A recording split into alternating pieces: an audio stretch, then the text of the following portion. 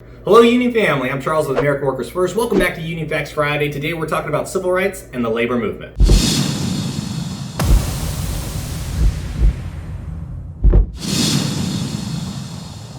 Labor rights and civil rights go hand in hand. Dr. Martin Luther King's famous I Have a Dream speech came from the 1963 March on Washington for Jobs and Freedom. Jobs. But those bonds were not always so strong. During the late 19th century and early 20th century, African Americans faced segregation and discrimination within existing labor unions. In the 1860s, progressive leaders like Frederick Douglass responded by supporting the creation of new unions. World War I and II moved millions of African Americans north for work in the expanding industrial economy. By the 1930s, they had become vital to the industry, which began to tip the scales from exclusion to inclusion amongst labor organizations. In 1941, A. Philip Randolph, founder of the Brotherhood of Sleeping Car Porters Union, threatened a national march on Washington, D.C. if the government didn't take action against employment discrimination in the defense industry. This pressure prompted President Franklin Delano Roosevelt to sign an executive order prohibiting discriminatory practices and establish the Fair Employment Practice Committee. This affected federal agencies, companies, and unions engaged in war-related work. Those changes had drastic impacts moving forward as America would soon become involved in World War II. The Fair Employment Practice Committee was later abolished, but when the American Federation of Labor and the Congress of Industrial Organization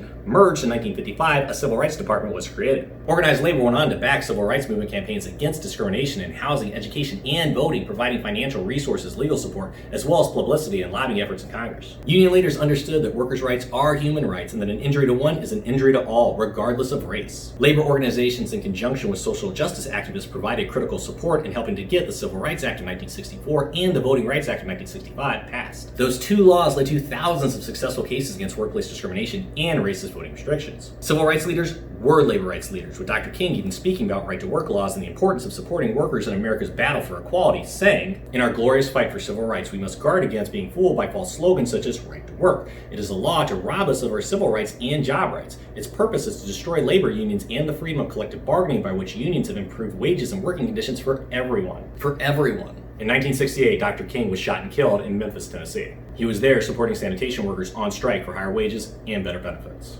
Thank you for joining us on Union Facts Friday. We will see you next week, and until then, keep demanding that American workers get put first.